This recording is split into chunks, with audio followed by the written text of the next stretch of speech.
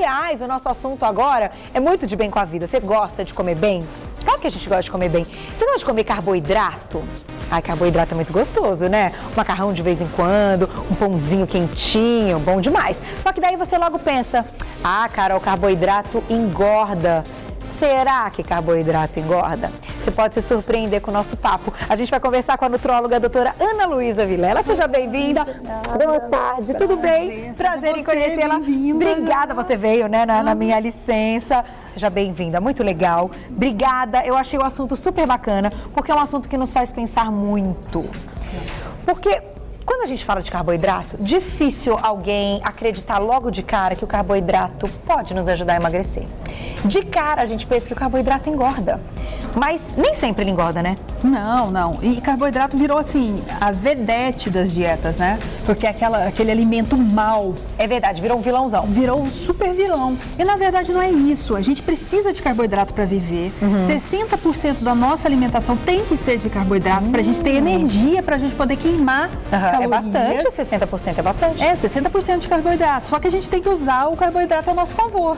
E não usar ele como um vilão. Perfeito. Tem que fazer boas escolhas. Nenhum alimento é o vilão da nossa dieta. E sim as nossas escolhas. Sim. Esses dias eu falei para uma paciente, ter fome não é errado. É fisiológico. A gente precisa ter vontade de fome. O que está errado são as escolhas que a gente faz no momento da fome. Quando a gente está com fome, a gente pega a primeira coisa que vem na frente e normalmente são coisas mais fáceis, prontas e que engordam mais. Que engordam mais. Por exemplo, vou fazer um macarrãozinho, cheguei em casa cansada do trabalho, porque você sabe, São Paulo, correria do dia a dia, não tem tempo. Agora a gente sozinho em casa chega quer comer alguma coisa. Macarrão é a primeira coisa que vem na cabeça, ainda mais na nossa cultura italiana. É verdade. E esse carboidrato, esse macarrãozinho à noite depois do trabalho, engorda? Tem dois poréns desse carboidrato. A gente vai falar o primeiro. Nossa, é à noite. Ninguém gosta de comer carboidrato à noite. É verdade. Ele parece ser mais vilão ainda à noite, mais né? vilão ainda. E, nossa, um carboidrato. Então, vamos pensar bem. Se a gente chegar em casa e fazer um macarrão com aquele molho com creme de leite, bacon, sabe? Que é uma delícia, mas que é super calórico. Aquele pequeno macarrãozinho vai virar uma bomba no nosso organismo. Verdade. Que vai demorar para ser digerido. E aí você vai ter à noite muitas calorias para serem guardadas. Isso tudo tem um alto índice glicêmico, que vai aumentar nosso poder de guardar gordura. Tá? Então, o que a gente pode fazer? Eu tô com fome, vontade de comer um macarrãozinho, o que eu faço? Pega um macarrão de preferência integral. Certo. Por quê? Tem aqui. Por que integral? Um macarrão integral tem tantas calorias quanto um macarrão lisinho. Certo. Sem ser branco, que a gente fala. Mas por que a gente usa integral? Baixo índice glicêmico e o alto teor de fibra. Essa fibra dentro do nosso organismo, a gente estava até falando disso agora. Ela diminui a liberação de açúcar rápido no nosso sangue. Daí diminui o potencial de fome. A gente fica saciado por mais tempo. Também, por mais tempo e de uma maneira lenta. Tá, entendi. Tá? Então, a gente não vai querer comer de novo, esse macarrão vai ser pouco absorvido, as fibras ajudam a tirar o excesso de gordura. Do organismo? É isso, as fibras ajudam a absorver menos gordura. Então, um carboidrato integral à noite pode? Pode, desde que você tenha uma dieta balanceada. Existem pesquisas agora que estão quebrando esse mito do carboidrato. Quando você é uma pessoa magra e quer manter, eu libero dos meus pacientes. Agora, quando a gente está numa dieta de restrição mesmo alimentar, para perder bastante peso, a gente tenta reduzir um pouco desse carboidrato. É legal dizer isso, porque às vezes a gente fala aqui no programa, não, então pode. Todo mundo encara como, eu posso. Não, existem os grupos. Então, quem está fazendo uma dieta mais rígida, que precisa perder muito peso, não é legal. A gente tenta diminuir o máximo disso do carboidrato à noite. O que a gente faz para disfarçar esse isso que eu ia te perguntar. Porque dá vontade, né? Ainda mais no frio. Vamos comer um macarrãozinho, uma sopinha, um macarrãozinho. O que a gente pode fazer? Uma sopinha bem light, com bastante legumes e colocar um pouquinho de macarrão. Perde a vontade de comer. Entendi. Podemos fazer um macarrão ao sugo. Com tomatinho fresco, manjericão, que é uma delícia, e é um molho com menos calorias que a gente tem. Verdade, um pouquinho de azeite que também fica gostoso. Um pouquinho de azeite, fica ótimo. Tá, e priorizar o macarrão integral. Agora, quando a gente fala do arroz com o feijão, hoje o arroz e o feijão, bom, hoje não, aqui no Brasil é comida assim de todos os dias, que todo mundo gosta, e eu já ouvi muitas vezes muitos médicos dizerem que é a mistura perfeita, que nosso organismo precisa do arroz com feijão. Só que o feijão é carboidrato, não é? Feijão, carboidrato, e como é que junta com o arroz que é carboidrato? Também dá certo? Me conta essa história, doutora. O feijão, ele também tem muitas vitaminas, fibra, ferro, que ajuda muito no metabolismo do nosso organismo. Sem contar que ele também tem são difíceis os alimentos que a gente fala assim, só tem carboidrato, não tem nada de proteína. Entendi. O feijão é um desses, a lentilha é um alimento rico em proteína também.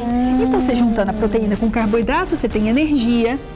Você tem uma boa metabolização que tem várias vitaminas e fibras anexas. Se está no prato do dia a dia. É uma comida barata, gostosa, que não te enjoa, que está no hábito do brasileiro. Não adianta nada a gente querer mudar. Daqui para frente você vai comer só tacos integrais. Não é da nossa rotina. Não é verdade. Então tem que comer o arroz e feijão. Agora, como é que a gente deixa esse feijão magrinho, doutora? Então, o problema do feijão é como você tempera esse feijão. E o nosso hábito de colocar carne de porco, nada contra a carne de porco, mas assim, o pessoal adora bacon no feijão, linguicinha no feijão, coloca muito óleo na panela para refogar esse feijão. Não, vamos cozinhar o feijão normalmente, vamos temperar as pequenas porções, tentar colocar somente o azeite no prato. É verdade, não precisa cozinhar com óleo, com muito azeite. Não. Só um pouquinho ali, um alhozinho, uma cebolinha. Uma cebolinha fica uma delícia. E outra coisa, a gente gosta bastante, principalmente para criança, colocar beterraba no feijão. Que legal. Ela esconde e dá um gostinho mais adocicado. É gostoso no feijão. Mesmo. Olha que ideia bacana. E é bem gostoso, até para o nosso dia a dia. É um aporte a mais de ferro, de vitaminas, de fibras. Então, fica bem legal no nosso feijão. Então, é uma dica aí para as mães de casa. O problema do feijão é a maneira como a gente prepara. Então, fazendo dessa maneira mais leve, mais light, tudo bem o arroz com feijão diariamente? Tudo bem. A gente dá preferência. Só pra gente, assim, não é um prato de arroz com feijão, né? Não, são 2 porções de arroz para 2 porções de feijão. Uma pessoa, assim, 2 colheres para uma pessoa normal que quer fazer um pouquinho de dieta. Quem tem uma atividade física, isso é muito individualizado, sabe? Verdade. A gente tem os gastos calóricos durante o dia. Mas mais ou menos 2 colheres de sopa, então. De feijão, uma concha boa de feijão e 2 colheres de arroz. Perfeito. Qual é a dica que eu tenho para arroz? Normalmente, o arroz integral não é tão palatável para o brasileiro, tá? Apesar de agora estar sendo a febre, todo mundo querendo, adaptando esse arroz para nossa dieta. Mas eu quero arroz branco, como eu posso fazer? Refoga ele com vegetais. Uma xicrinha de arroz vira 3, 4, dependendo das legumes e verduras que você coloca no meio. Entendi. E dá um gostinho maravilhoso no seu arroz. Você aumenta a sua porção sem saber que você está fazendo dieta, que isso que é importante, a gente enganar o nosso cérebro. Verdade, que legal. Couve-flor. Brócolis, cenourinha, tudo isso raladinho dentro do arroz, fica uma delícia. Olha que ideia bacana. E o prato fica colorido, fica mais bonito, mais saboroso. E além de tudo, como você falou, a gente coloca ali as colheres do arroz, mas acaba colocando menos arroz, porque ele vai estar crescido aí com legumes. Com legumes. Que legal. Agora, os legumes também são carboidrato. Os legumes também são carboidratos, só que são carboidratos bons, porque baixo índice glicêmico e tem poucas calorias, o volume é bem maior. Então você fica mais saciado com vitaminas, fibras, tudo isso ajuda no nosso dia a dia, ajuda na pele, tudo isso. Numa dieta, a gente pode substituir um carboidrato, um arroz, um macarrão, por legumes, pelo carboidrato dos legumes ou não? A gente tem que ter na refeição um carboidrato que seja aí rico mesmo, carboidrato que seja só carboidrato? Pode sim, e a gente faz isso muito em dietas bem restritivas para perda de peso. Agora, se você é um atleta, se você tem um ritmo maior de exercício, provavelmente você vai precisar de um carboidrato de liberação rápida para te dar energia para fazer esse exercício. Perfeito. Então, por isso que às vezes um profissional da área de nutrição, nutrologia, é importante para poder te orientar, que às vezes você está só comendo em horas erradas. Não o alimento errado, todo alimento é bom.